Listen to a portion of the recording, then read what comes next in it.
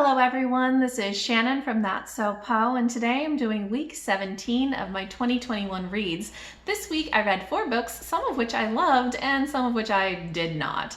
Timestamps and content warnings are in the description box below.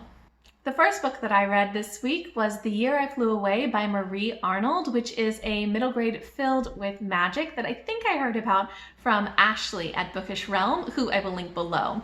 This was such an excellent story. It follows a 10-year-old girl from Haiti who moves to New York and really has to adapt to a lot of different things in her life, different language, different culture, different food, and there's quite a bit of magic going on around her. This was filled with so much humor and so much magic and so many difficult topics that were handled in a really fun and light way. I loved this book. I definitely recommend it. I gave it 5 out of 5 stars, and I will have a standalone review for this up later this week. Next, I read Klara and the Sun by Kazuo Ishiguro. This is the newest release by Ishiguro. I have read a number of his books in the past, really enjoyed them. So Sush and I were looking forward to this book. We decided to read it out loud to each other, and we really enjoyed the first half and not so much the second half. So this was actually a huge disappointment for both of us. The story is sort of a near-ish future sci-fi where there is an android, Klara, who gets bought by a little girl and her mother to be a companion for her. And it's really about Klara learning about the world around her. So just like Ishiguro's other works, I think that the atmosphere is really well done. There's a lot of mystery that is very slowly unfolded. It's a very slow and contemplative book, which I generally like. However, the ending of this book was just everything that I dislike.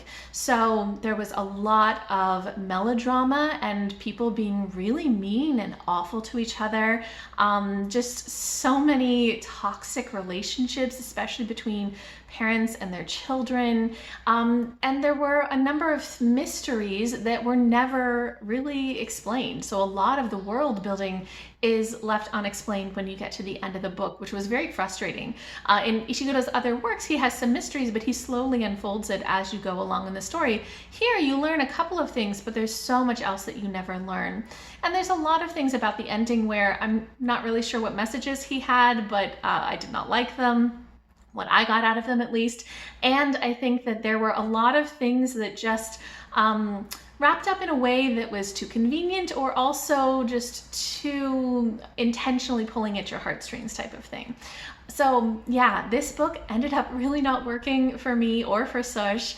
I gave it 2.5 out of 5 stars, and I would strongly recommend that you start with some of Ishiguro's other works rather than this one if you haven't read him before. Next, I read a book which I ended up loving, which was Last Night at the Telegraph Club by Malinda Lo. This is a queer historical fiction set in the 1950s in Chinatown in San Francisco that I had heard about from Adri at Perpetual Pages, who I will link below. I love Adri's taste in historical fiction, and I'm so glad that I picked this up because it lived up to all of my expectations. It is such a extremely well-researched historical fiction that talks about that experience of being queer and Chinese American in the 1950s with all of the political things going on at that time, such as the Red Scare and McCarthyism.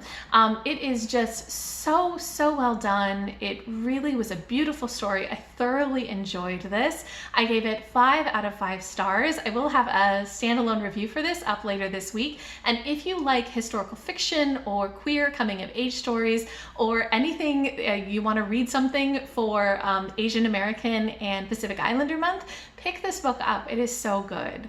And lastly, I read In Real Life by Cory Doctorow, illustrated by Jen Wang. This is a slightly older YA graphic novel that follows a teenage girl who gets involved in an online game, think World of Warcraft, and develops kind of a community there and is having a lot of fun, but then discovers that there are a lot of Chinese workers who have characters that are just mining resources to sell for real money in the real world. And that brings up a lot of issues issues of worker exploitation and sort of the economics of a lot of things like online gaming. So I think that this story is beautifully illustrated. Jen Wang is amazing. I absolutely love her illustration style. It's just really fantastic.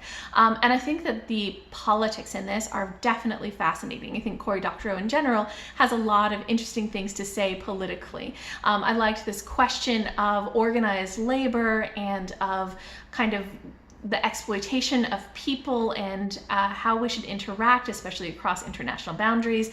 I think that some of the discussion, some of the storyline was a little simplistic, and I'm not sure if that's because this is a slightly older work or because it was aimed at maybe a younger YA audience, but I felt like it didn't really have some of the nuance that it could have had, but I did like that it was addressing some interesting political issues, and just again, the illustrations were awesome. So I gave this 4 out of 5 stars. Okay, so that's everything that I read this week. If you guys have read any of these, if you have any thoughts, any recommendations, anything at all, just go ahead and leave me a comment down below.